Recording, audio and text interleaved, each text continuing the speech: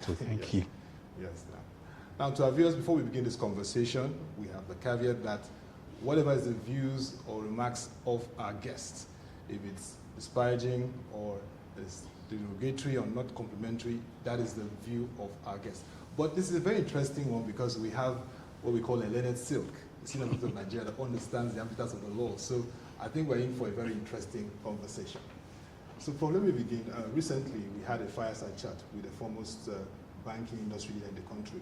And he said one of the bright spots in Nigeria is the fact that we have produced remarkable legal firms and notable lawyers who have done great impacts across sectors of the economy.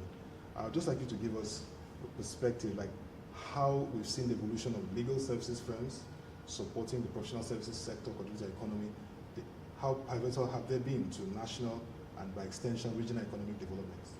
Okay, I think that's very interesting. I'm just going to step back 1 second or 1 minute or to understand this, because I think you're talking of law firms, yes, and that is what lawyers do. And the starting point would not be what we think that defines the legal market today, which is the law offices governed by the Legal Practitioners Act and so on and so forth.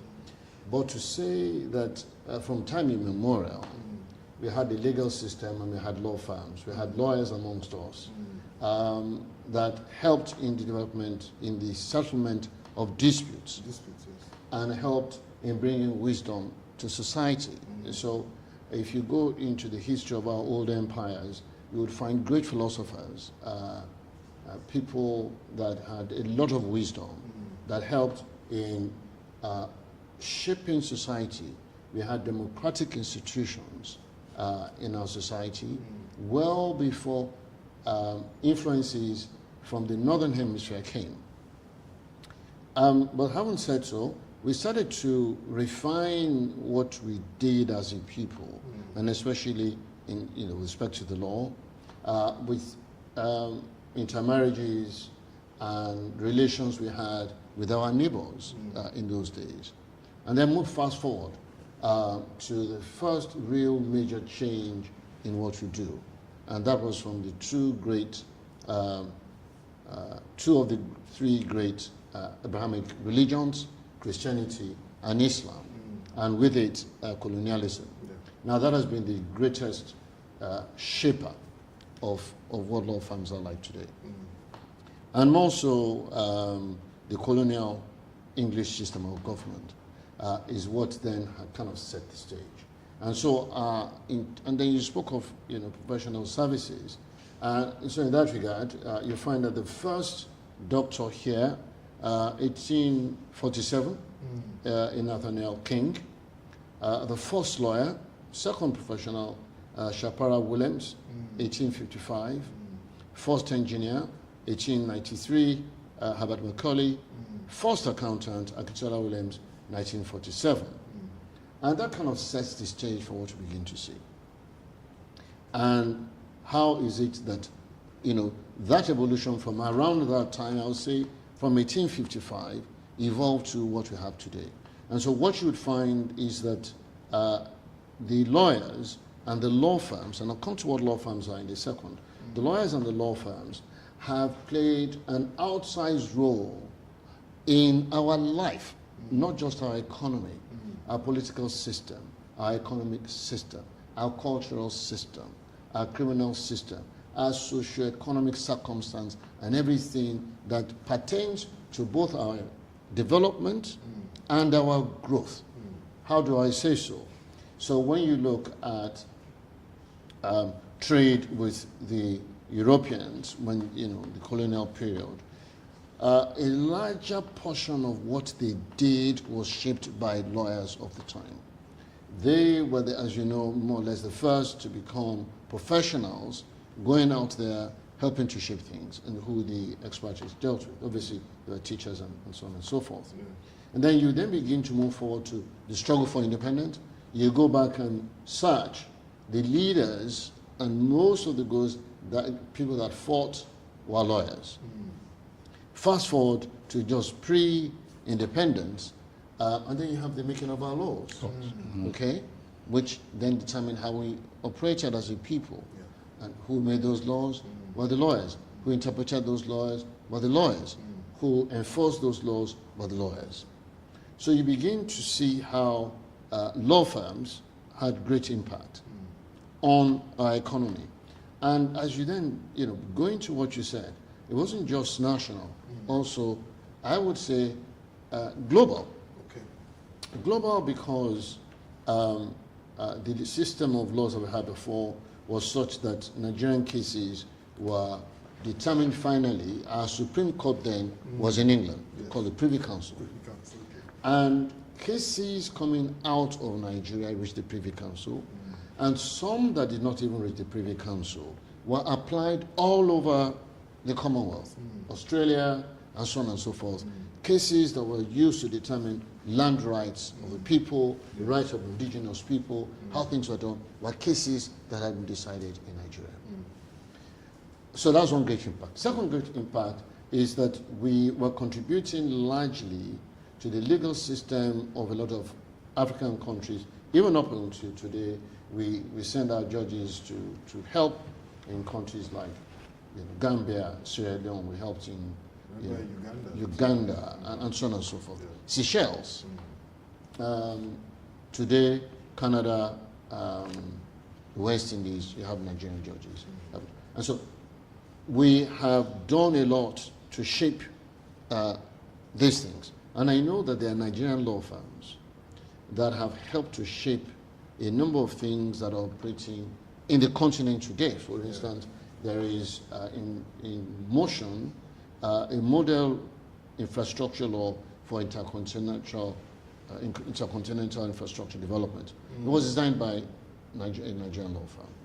So we find that Nigerian law firms have had great impact on our political system in terms of a lot of them were parliamentarians, a lot of them were ministers, and so on and so forth. So political life, economic life. You had people like Chief Chris Ogubanjo and others like him who played a big role in the economy. And when we were indigenizing, he was a major part of that, as well as some other lawyers that helped to, move our economy forward. And then when you then talk of the developments in the economy, the changes that you found in the banking system, driven, yes, by the bankers and the market, but then you find that lawyers play a very big role there. The capital market, lawyers play a very big role there. And so if you look at just any aspect of our economy, any aspect of our life, you see how lawyers have been the ones that have been, at the end of the day, the catalyst that brings everybody together to the table to make things work. On top of my head, I can mention 10 Nigerian legal practice firms that have evolved the market in terms of their roles in sectors like oil and gas, maritime, fintech. It's quite remarkable. And this is something that when this foremost leader said, I had to reflect on and really look at the fact that lawyers, not just in Nigeria but globally, play a very pivotal role in our socio-economic development. But I'll yield to Mr. Tesley.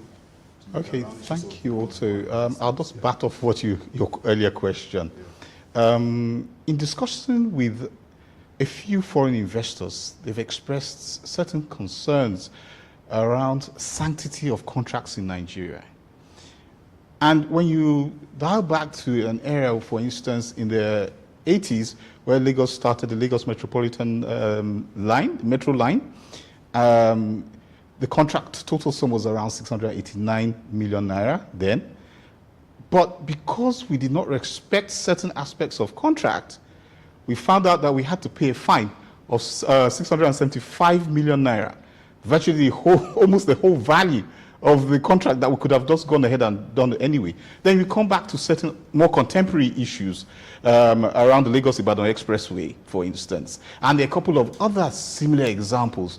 What truly is the problem with the sanctity of contracts in Nigeria, and how can we get over these problems? Okay. So there's no problem with sanctity of contracts in Nigeria. Okay. In contradistinction to our peers. Okay. Right? one of the good things that Nigeria does, much as we flog the judicial system and the judiciary, is that they do a decent job with respect to enforcing contracts. Day by day, now and again, when the opportunity comes, they say, you breach contract, you pay damages, you breach contract, go and perform the contract. Our courts are known for that. And our courts are good for that, even against government, even against military governments. Our courts have held in many cases. So for instance, the government acquires your land, they say they want to use it to do something. They don't do it properly. Because it's a breach of the social contract, the courts have held against them. We have many cases where, especially with the military, where there's a new military government, they look at the landscape and they say, I'm cancelling contract A, B, C, D. First of all, coming with everybody is a thief. All the contracts are corrupt, so I'm cancelling everything. Without necessarily giving deep thought to it. You've had judges that have said, no, that's wrong, and award damages. So that's on the positive side, that our courts actually do enforce contracts, and very well. Now, on the other side of that is this. There are many contracts that are conceived in fraud. I see reading Psalm 51.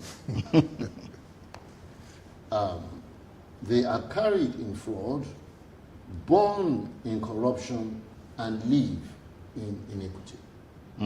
For example, P&ID. Yes, that was a very, Yes. that was a major. And there are many contracts like that, where some investors, local and foreign, this is not just my foreigners, not just Nigerians, especially foreigners, they come with their briefcase. They say they're able to deliver on large infrastructure, natural resource, or contract or industry. Government opens up its doors to it, gives it a license. The man has only a briefcase, has no capacity, capability, or ability, and has no funding. Turns around, most times, and sells the paper. So some people may buy it and, sell it at a huge premium. So government loses a lot of money. But that's not too bad because he's done it. But as in the case of P&ID, they didn't even do anything like that. In P&ID, it was supposed to be building a gas, a power plant around my friend's estate. But they didn't even have a piece of land. They didn't have any drawings for a plant or a refinery. And they went to court and said, well, government hasn't given us gas. So let's say it was a car, you can say, okay, this is the car, although you don't have a garage, but this is a car. I can park the car here and cover it up. But this is gas. It's air. Yes, yeah. So what would have happened? And obviously, we all know of the evidence that was given in the case and so on and so forth. So there are many cases like this where it is actually a fraud on the people of this country. Okay.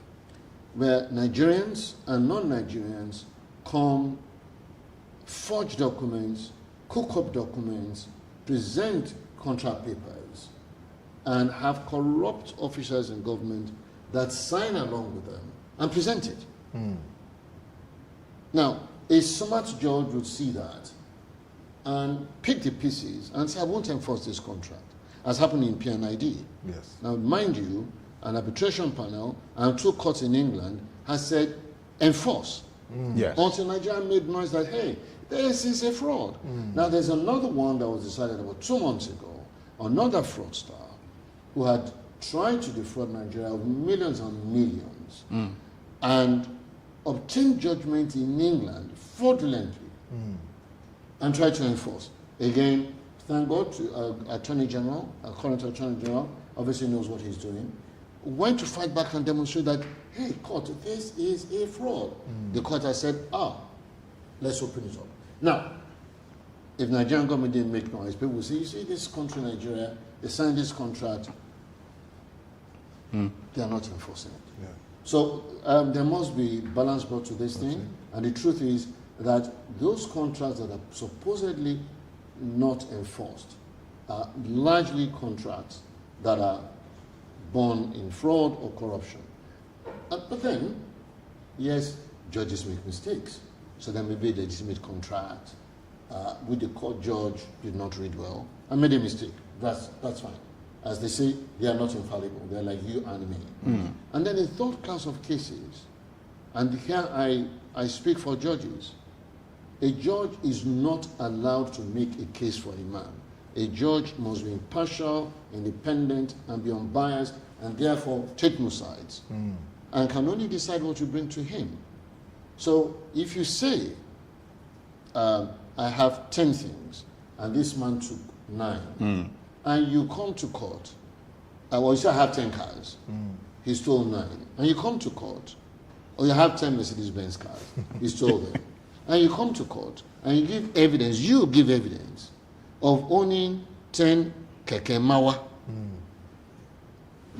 And the judge says, well, there's no contract that was breached. Yeah. Now, whose fault? The lawyer. So, again, a lot of these things, blame it on us, the lawyers, not the judges. We vilify our judges for bad judgments, for delayed judgments, when we, the lawyers, drag the cases for good or bad reasons. We do not prepare cases well, and therefore feed the judges. The judge is a machine. Feed him, he produces that. And then the third class of cases is that we bring frivolous actions. Now, maybe all judges all over the world do 50 cases a year. Nigerian judges do 5,000 cases a year. He's a human being. How's he going to write good judgments and all? How's he going to, what's he going to do? So a lot of the problems that we see in that space is A, the people, the litigants that are fraudulent, B, we the lawyers that bring cases that are useless, delay the cases, or don't argue our cases well. Can I just, before you pop in there, can I just ask a question? Because you've raised very important points. What can we do about them? I mean, the case of inadequate number of judges, for instance. Yes. Is there anything we can do to get more judges to sit on the bench? And that also speaks to the question of providing the right incentives for people to move away from being litigant lawyers, doing litigation, and then going to the bench and becoming judges. There seems to be some gap there. Okay. So I don't think we need more judges, to be honest. Okay. Just as I don't believe we need more states. Okay. We'll come to that later. We'll come to that later. Yes, we'll come to that later. I think we need less courts, as a matter of fact. It's a concern issue, but that's not within the scope of what you say. What we need is a realization that the court is established to settle disputes, Okay. and not established to deal with hypothetical or academic questions. So that's the first realization. Okay. Now the courts are flooded with academic, hypothetical, or useless cases. I know I am not from the royal family, but I am rich. And Chief Chancellor title has opened. And this is the prince. I sue him that is not entitled because he was my houseboy. Indeed he was. But his father was king, but didn't have money. I couldn't go to school. So yes, he was my houseboy. And I have money. But I'm not entitled to it. So I go to court. If all those useless cases don't go to court, workload reduces. Okay. Tremendously. So because the court is established to settle disputes, the Constitution sets up the court to deal with infraction or damaging your rights or a threat to your rights. So if you don't have a right, why should you go to court? So that's the first thing, right? To cut out academic, hypothetical, and useless litigation. Litigations. That's number one. And that actually will do a lot, because it means the caseload of the judges will be reduced, and the judges will have more time to write good judgments. Okay. The second thing that I think we need to do is to make sure that the lawyers that bring this kind of cases are disciplined. Okay. They are not. The bar should discipline the lawyers that bring this kind of cases.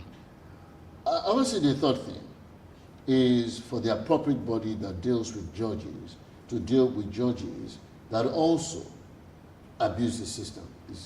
The National Judicial Council through the CJ last week or so issued a circular on transfer of cases and how judges play games with transfer of cases. A judge has nearly finished the case, then transfers it out, knowing that they're going to start all over again. So judges that play games, deal with them. So, I mean, these are the ways, these are the practical ways. You see, because if we double the number of Supreme Court judges, but we double the number of appeals, there's no change. So it is the ratio of case to judge that needs to come down, and that is dependent on the kind of cases that come. Okay. And I don't think we need many more judges to deal with the problem if we do not cut the root cause. Because if the root cause remains and we allow useless cases to come, there will be forever need for more judges. Very, very important that we just streamline so that we have a more effective, like you said, dispute resolution process and all that. Very interesting insights on how the judiciary is evolving so far and the legal system. So let's look at the economy now.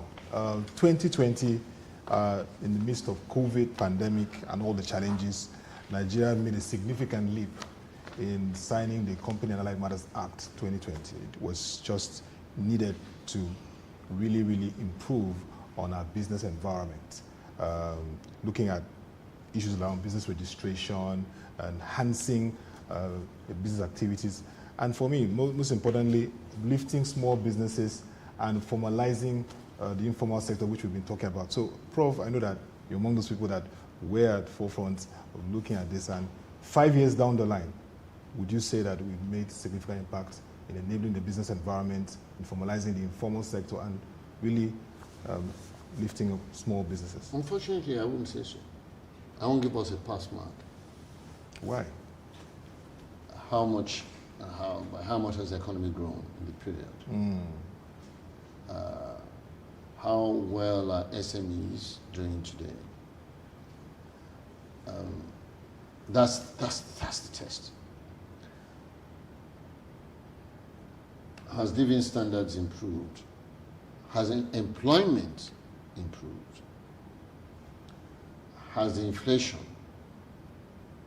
gone better? And that's also is going to say, well, that's not a lot problem of Kama or company law. Inflation is for CBN and so on. Truth of the matter is this: CBN is there to use monetary policy, working with the fiscal agency to make sure that supply of money is such as to have the right equilibrium. But that equilibrium is money and goods. So, are we producing enough goods? If we are producing enough goods, there won't be inflation. There won't be a need to do that. So it's a combination of both. So from that point, because it's not just CBN tightening monetary policy, tightening in relation to what? Okay, there's money supply, I agree. But if there are enough goods, services, and consumerism where we are trading, we are buying and selling, then inflationary forces would come down. And so because, looking at it from another point of view, the fact that we're all crying of unemployment, we're all crying of inflation, it means that business is not growing, the economy is not growing, and SMEs are not doing better. And when we talk about SMEs, we usually talk of probably the small business that is turning over 10, 20 million. What about the person turning over $1 million? The man doing $1 million naira a year, or a man doing 5 million naira a year. The mechanic that is maybe able to generate that much. The things we've done helped him. And so yes, yes, the law says, you can have one-man company, you can have limited partnerships, you can do electronic filing, one director, small companies don't need to file accounts, and so on. Yeah, all these are good things. But what is the practical experience in CAC? The practical experience in CAC is that it's still daunting for that small man. It's still daunting. There's still a bottleneck, which shows that it is not just the law that will make this thing work. A lot of it depends on the man that is enforcing and implementing the law. So from that point of view, as I said, I wouldn't give us a pass mark. There's been no industrial revolution. Now, for instance, if you say indigenization law, it created major waves. It linked companies to even list on the market. If you look at Soludo's reform in the banking, it created major waves. Nigerian banks got bigger, they employed more people, and the banks are lending more to Nigerian businesses. That is impact. Very, very, very surreal to understand this perspective. Yeah. Could I just add a chaser to what you just said and to Prof's response? Again, where's the gap and what needs to be done now? You've stated it very clearly and succinctly. However, we've identified the problem. But what's the solution? What needs to be tweaked? So, this is a whole combination of factors. But maybe at the bottom, if you like at the top, is good public administration. Right? Good public administration. Those laws are good. But if we did not amend KAMA and have good public administration, we will do much better than we're doing now. And so what is this?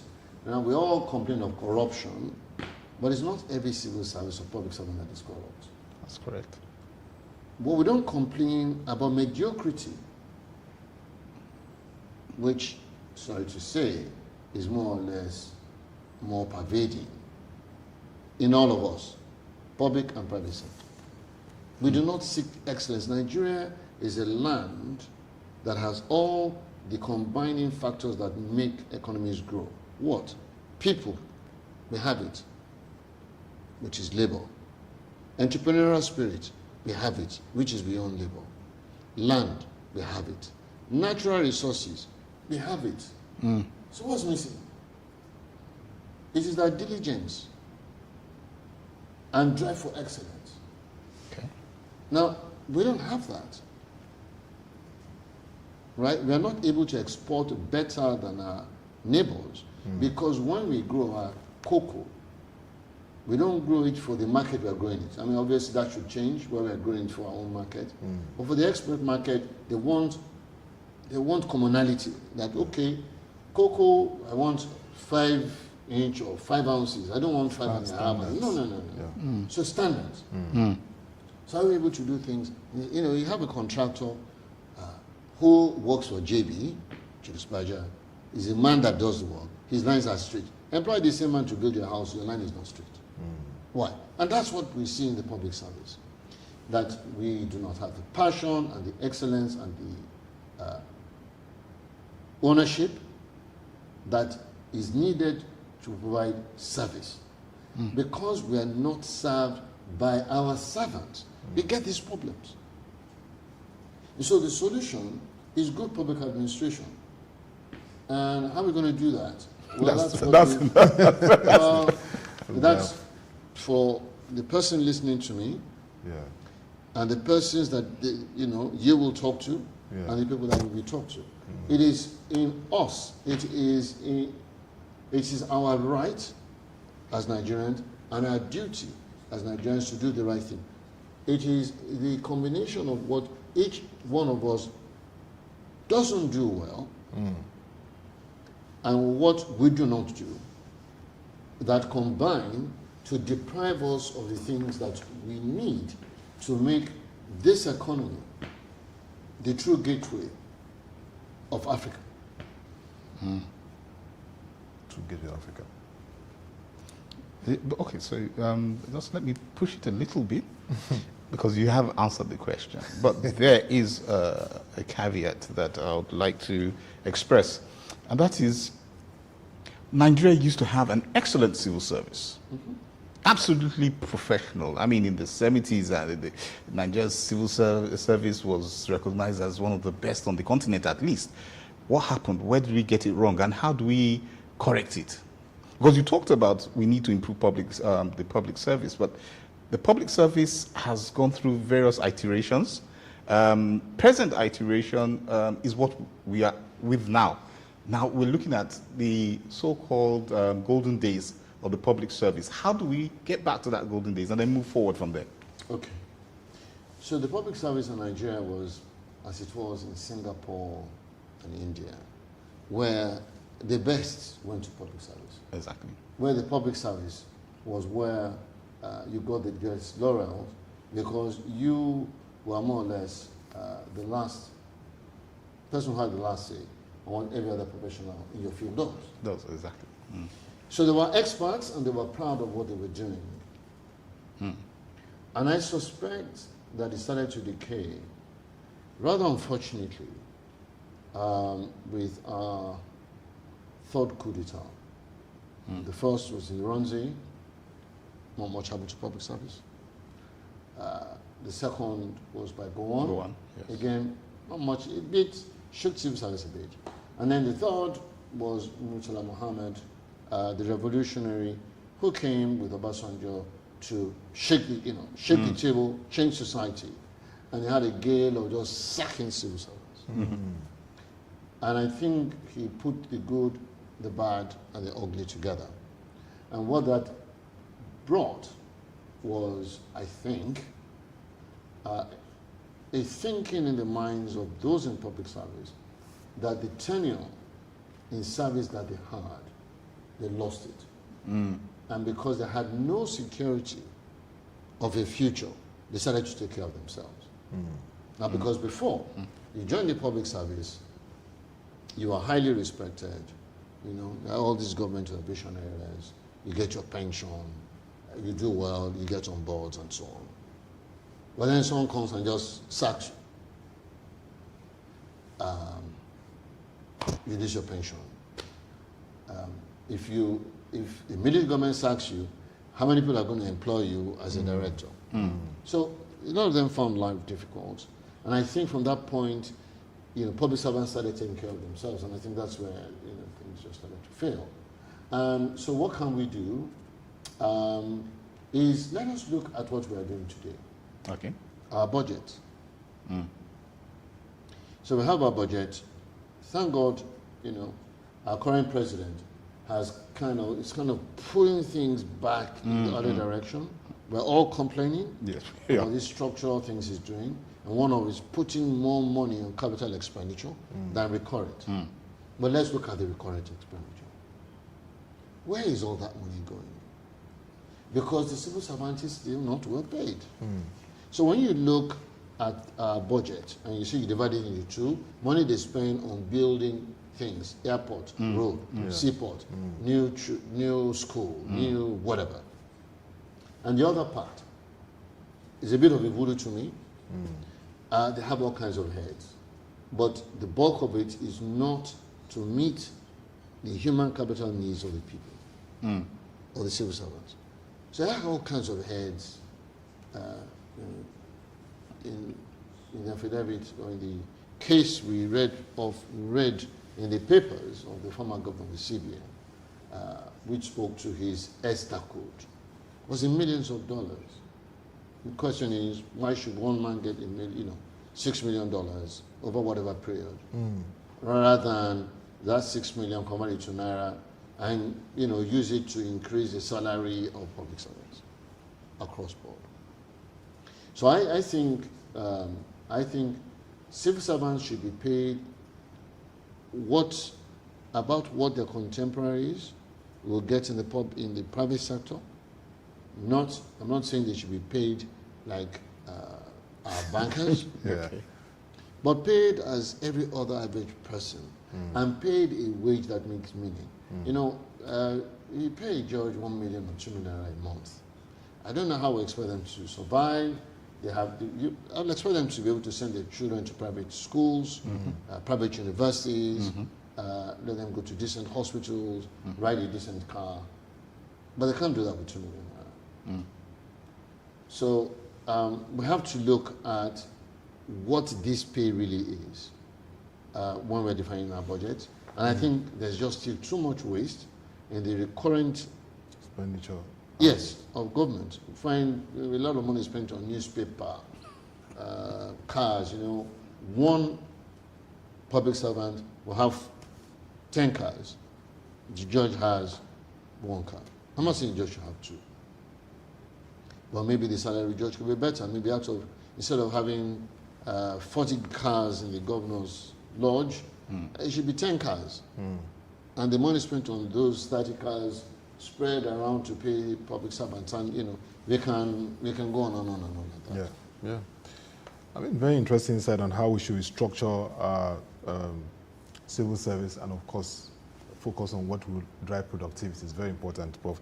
But let's look at the capital market, because I know that you also have a very strong grip there.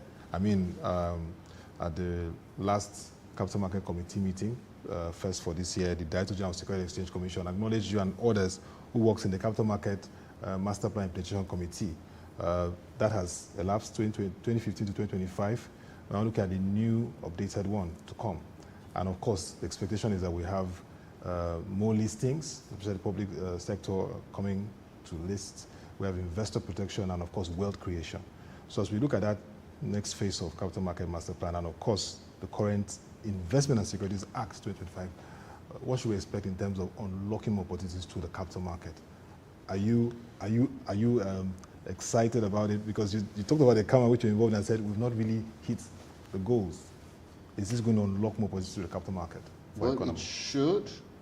And I think with all sense of honesty, the current DG and his crop are very much market friendly while being rigorous with regulation, which is what we need.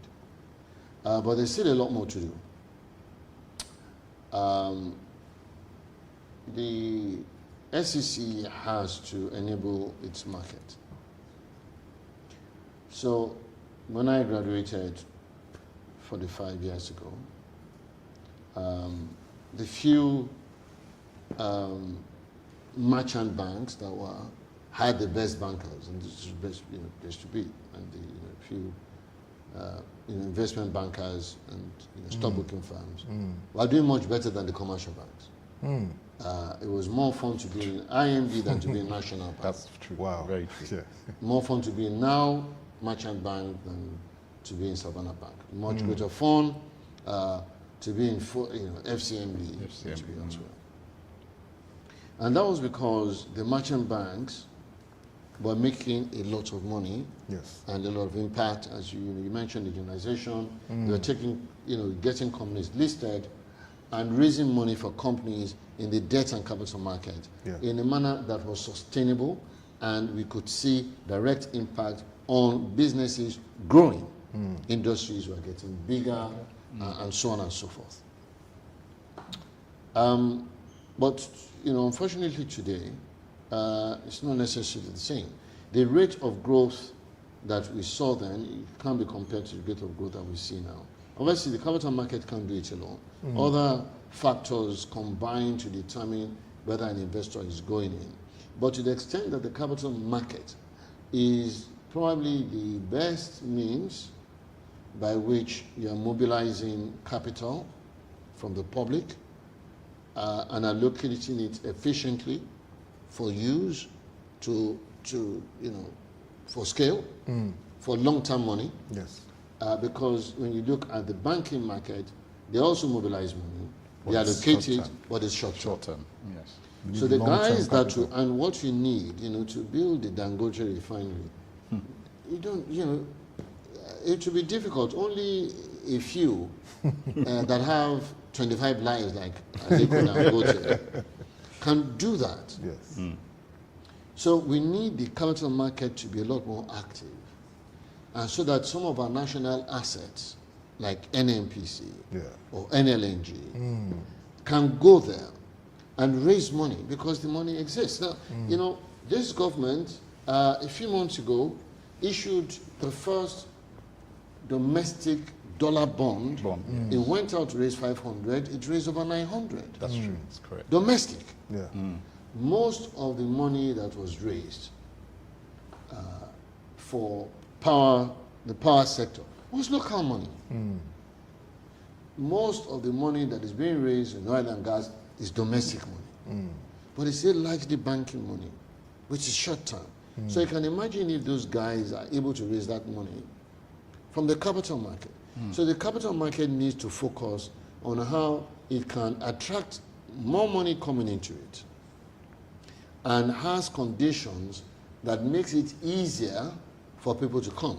Now, if I'm a businessman and I need money, I'm going to one market, give me 10 conditions, and this market is giving me 100. Why do I want to go to the market with 100? Oh, yeah. So the thing is that, the ecosystem, so it's not just SEC, the Nigerian Stock Exchange, FMDQ, Yes. We have the African NSD. Stock Exchange if it's still in existence, Yeah. Commodity Exchange if it's still in existence, and the various bodies that work within it need to come together to look at rules. And there are a lot of suggestions on liberalizing the market, making it easier for people to come, while being rigorous with enforcement. Yes. Right? So what we do have now is our enforcement is not rigorous. People are not really punished when they misbehave. You get a lot of slaps on the wrist and stuff like that. People are not really made to pay when they make people suffer.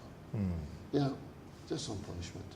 So we should look at that, where we come hard on people that do wrong, but make the place easier for users of the market, those that raise and those that want to make money to come. Very interesting insight. Enforcement and creating that enabler for the market. Yeah, So you want to look at the fiscal side? Before reforms, I leave that topic, Prof has made a very important point about enforcement. But I've had conversations with some people who said, yeah, enforcement is good, it's like having a good policeman there, but is it just a policeman you need? Isn't it somebody who has a big picture of the market and therefore brings to the table certain innovative aspects of capital market that entices people to want to come? As it is now, there's, like you said rightly, there's no enticement. There are large local companies that we know their names, big people. I know a particular group, 13 companies, at least 7 of them are doing quite well, big name. None of the companies are listed, none. And that replicates itself several times over across the country. There are big names. This person in particular has a very big soap manufacturing company, as one of the companies in Ilorin. And it's not coming to the market. And so what you said is very valid. But how do we create this ease of entering the market without discouraging enforcement in the sense that you come to the market, we'll encourage you to come to the market, but you must be disciplined. And these are the structures. And let me just to extend it a bit, this particular person I'm talking about actually was to be offered a grant by the World Bank as an experimental project to see how top-notch African companies who are not listed can come onto the market. But there was a problem. 5 years audited account wasn't available. Structure of how the group is run wasn't available. And so there are things like that. So is there a way we can balance this so that we can get these people to come to the market? Yes, they will have some weaknesses, or is there a transitionary arrangement that can be made, and then they certainly, at the end of the day, go to the top end of the market where they are fully held accountable? Well, I think we've answered everything. But so starting from kind of where you left it, a company that is that big that doesn't have audited accounts, is doing something wrong. I mean, that's not excusable. Even if it's wholly owned, you should make sure that somebody is cross-checking things, and there's kind of self-regulation, right? And I don't think anyone that operates, even as a family unit, doesn't audit itself or accounts within the family of what things are, or take stock. So obviously we don't want any, I mean, if you're coming to raise money from the public, you just have to have market discipline. So yes, I mean, SEC is doing a lot of that in education. Okay.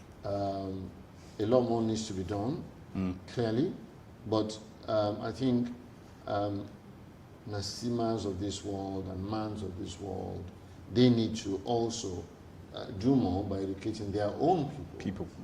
And I think most of the time we probably will not audit because we are running away from tax. But one thing that we should all know is that they say the only two things that are certain is tax and death. So there's no hiding place. And with the new tax laws, it's going to be very difficult to hide. So government is doing something which is using technology to closing the gap, some of these things that we'll be talking about. And you're going to see that there's going to be a rapid change, that even those that we talked about being mediocre and not excellent would find that they become irrelevant, right? The fact that I say, okay, please do my tax assessment, and you are wasting my time in doing my tax assessment, you'll be irrelevant. Because the bank has picked it up, I mean, the taxman has picked it up from my transaction. Because they're going on the system now, right? The bank's able to see everything that comes in out of my account.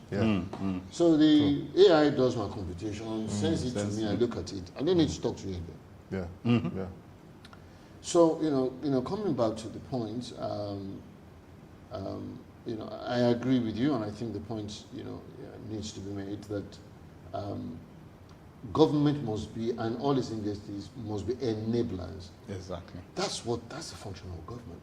The government should not see itself as an enforcer. Exactly. As a gatekeeper. It's an enabler. It is there to make life better. Our constitution creates a society of peace, order, and prosperity. Right? That's what it's supposed to do. Creating peace is by being just and making things happen. Creating peace is not by creating a wall around your house and saying your children cannot go out. So that's not what we want. We don't want our homes to be prison. We want our homes to be part of the neighborhood. So we need to enable, but then we have a koboko that is kept, and that child that then does wrong, I will bring it out.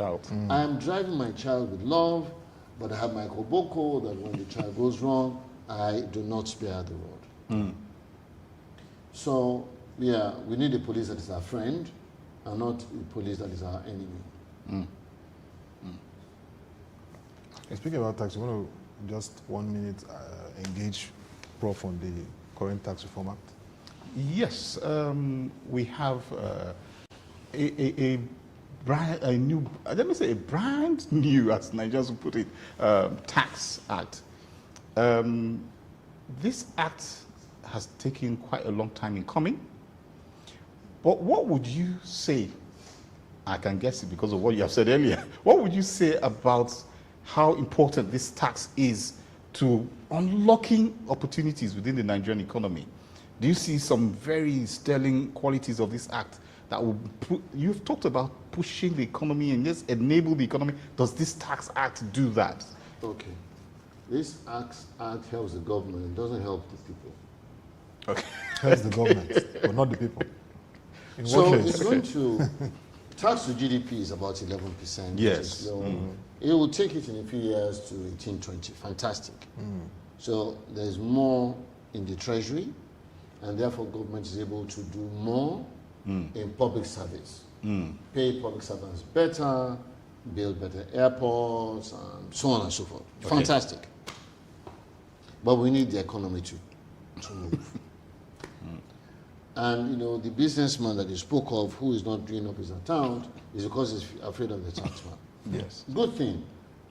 40 years of tax brought to 4 or something. Fantastic. But when the tax base is 60,000 naira a month, what's that?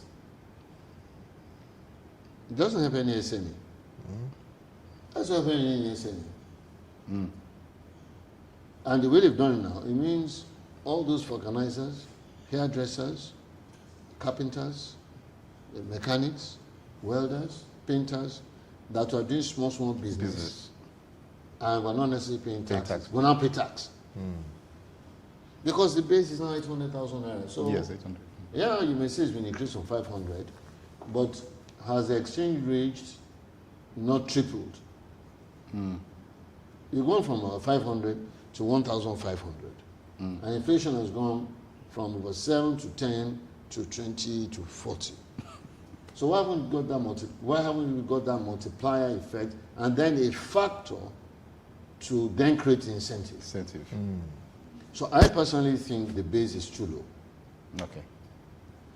You know, to have, because our GDP is driven by SME. It's a small business. Yes, it's small. And the small business has no relief.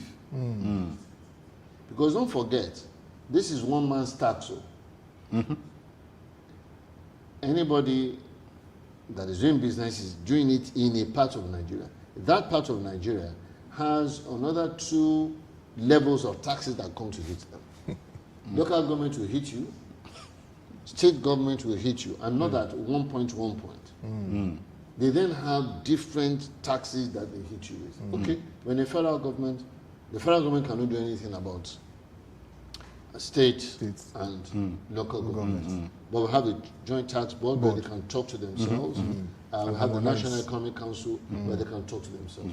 But the law that you spoke about, it's a right step in the right direction.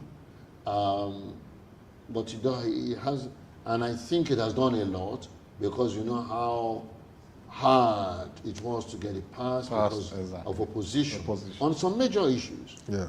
But I've spoken of, for me, the most important issue, which is the man on the street and the SME, and giving him really incentive. Let the man grow his business. He's a vulcanizer that has one man. Let him grow to become a vulcanizer that can have 10 people. 10 people, yes. And then it's start paying taxes. But limiting him now, the man would either then make sure he limits or does his account to show only 800 or so. The second one is, which is fantastic, is that it's done some fiscal rebalancing and reduced federal government take on some of the taxes. VAT, for instance, from 55 to 50, and increased that for the states. Brilliant. But it has not then even now created the right incentive to make the states make their state more business friendly. Absolutely. Incentives for the states to make Yes, it because business friendly. And the debate is, some people say, well, yeah, sugar is made in the south, but they use it in the north. They consume it in the north. So the south should not collect the VAT. Right? There are all kinds of arguments. But the important thing is this. Should we not have a system where we incentivize the people that are making the thing? Now, state governments have sales tax, apart from VAT. We know that what drives an economy is consumer spending. Exactly. So, the state should look at a way in which is encouraging people to spend healthily, not necessarily with sugar, healthily spend. Now, if they're not producing, but somebody is producing, everybody's going to get a benefit. Certainly. Because the spending there creates employment, creates wealth, Well, yes. increases employment, reduces poverty, and brings more peace. More people's space. And the guy that is, got his job, doing the same thing. So I think we still need to do more on how we make sure that our tax system helps the states to be enablers. We tend to focus a lot on the federal government. But the truth of the matter is, at the end of the day, where it pinches most is the man beside you. Yes. Is the man beside you. Yes. Okay, so electricity, you need electricity, but today, if you don't have solar, inverter, do your own thing. But even you have now, you've done that. And the area boys around you say the man supplying you diesel cannot enter. What the federal government want to do? Before you call, police, which is federal, to come and deal with the boys, they cost your production something. And we all know all kinds of roadblocks that are placed at state and local governments. When we say, okay, federal government, you've done your best. How about these other two? Prof, as we wrap up, I know you talked about states initially, that we don't need to create more states. So currently, the National Assembly is looking at the 1999 Constitution in a review format. There have been several opinions. Some school of thought say, look, stop all this hand-picking and all that. Let's have a brand new constitution. The others say, look, review and let's look at what is important to adjust. But our interest in Proshare and all that, look at the economy and of course the financial market. What should be priority in terms of this whole constitutional review that can make us a productive economy? You've talked a lot about enabling the economy, unlocking opportunities for the households and even businesses. What should be priority? And you want to speak to if we need more states or not? Well, okay, start from there. I think we need fewer states. Fewer states. Yes. Current 36 is too much? Too much. Okay. When we had 3 regions, we had our best economic output That's correct. ever. Our economy was better than that. GDP was better than China, Russia, South Korea, Brazil. Same as Singapore. 3 regions. And some will say, oh yeah, we were 50 million, we're 200 now. Well, yeah, their population too was small then. So that's the first thing. But maybe not 3 regions.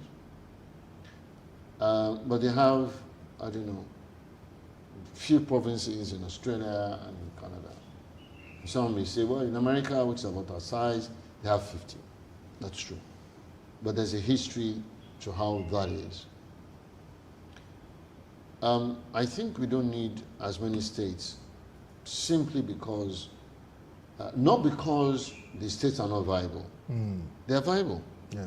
Every state in Nigeria is viable. If you cut Lagos into 3, it will be viable. If you cut Ogun State into 3, it will be viable. Yeah. Because God has planted gifts in every corner of this country. That's correct. Natural resources. And the first one is human beings. We have the best people in the world. I say so boldly. Nigerians are the best entrepreneurs, best thinkers. Because go anywhere in the world, we're there doing the greatest things. And we're here to doing the greatest things. But our society holds us down and constrains us and does not allow the best in us to come out in many ways.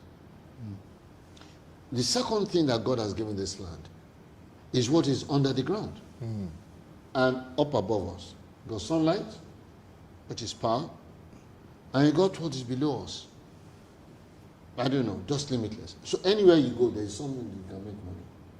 So every state, we can have 50 states, they'll be viable. They are not viable today because of the constitutional system, and the system we operate of one of mediocrity, of greed, and wickedness. It's a combination of things as far as I'm concerned. Can I just... But let me just finish that. Okay, Okay. Let me just finish that point. that's fine. The reason why I say we don't need more states, and as much as I say they could be viable, is that it is just such a terrible drain. Look at our states, how much is spent in the governor's office? Yeah. How much is security votes So we know that, and we see, when governors move, we see how many cars move with it. Yeah. So you can imagine if Ogun State, Ondo, Ekiti, former Western State, had one governor, only 40 cars. Now there are 200 cars.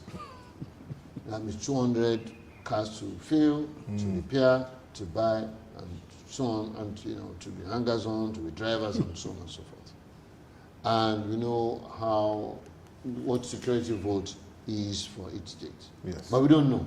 Actually, nobody knows. And they are not accounted for or audited Yes. or liable to any manner of scrutiny.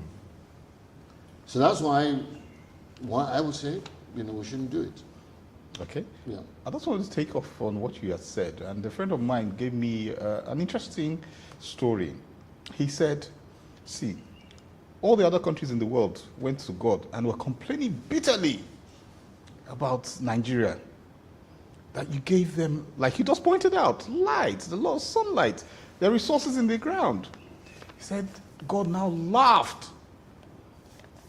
I said, yes, but you've forgotten one thing. Did you see the kind of people I put in that country? And they also started busting out laughing. But you are taking a different turn there, that even the people are also exceptional. So I'm trying to marry my friend's concept of, look, there are places like Japan, they don't have land, they don't have anything in the ground. They're doing exceptionally well. But in Nigeria, we have all this abundance, and we're not. What needs to be done? Because you've also said, we've got the people, which is what he said, no, we don't have the people. That's why we're in this problem. So where is the solution?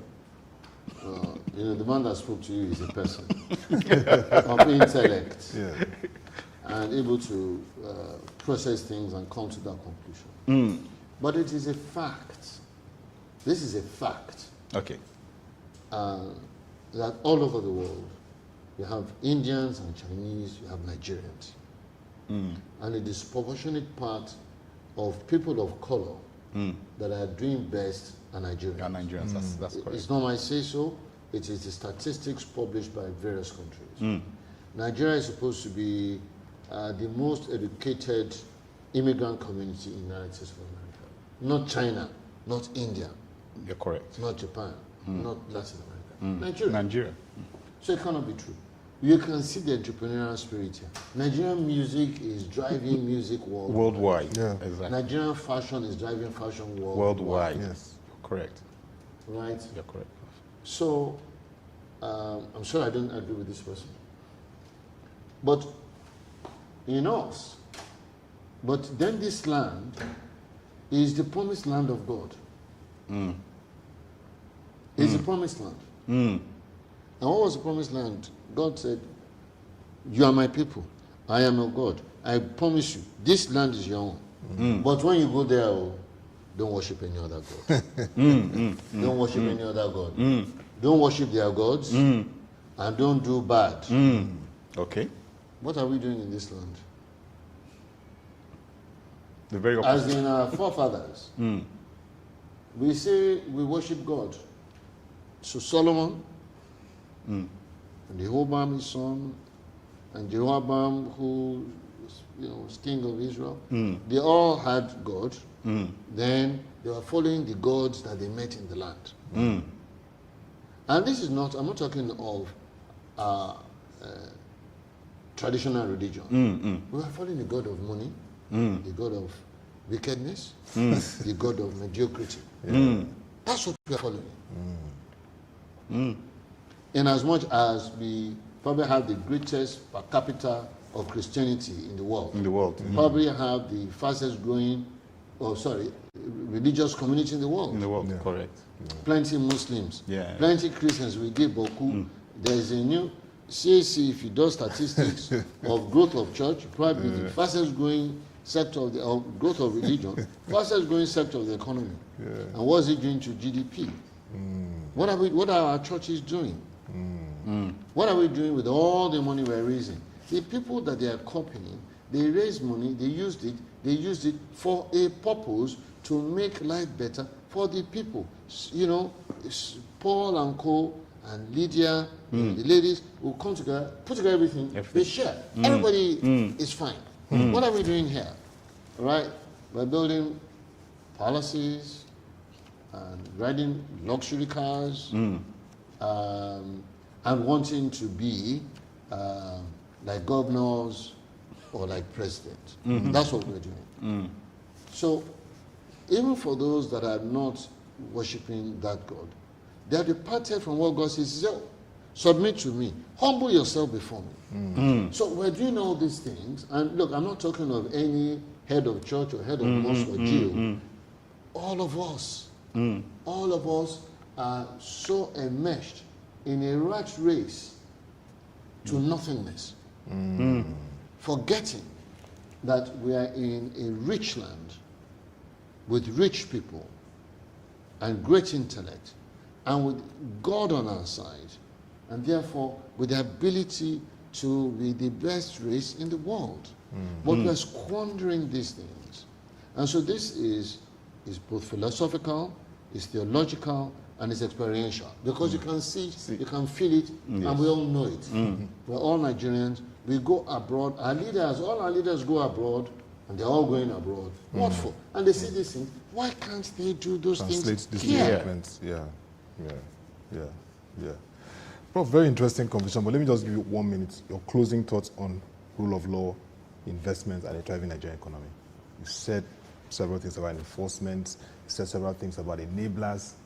What does that take home for every Nigerian watching today and people across the world? I think, honestly, it is, interestingly, for the Nigerian Bar Association to know that it's a white chicken and must know itself. Yoruba people say, "Adie funfun." If you can interpret that. Yeah, that's right. So, it's basically that, when you're a big man, when you're important, you must comport yourself as such.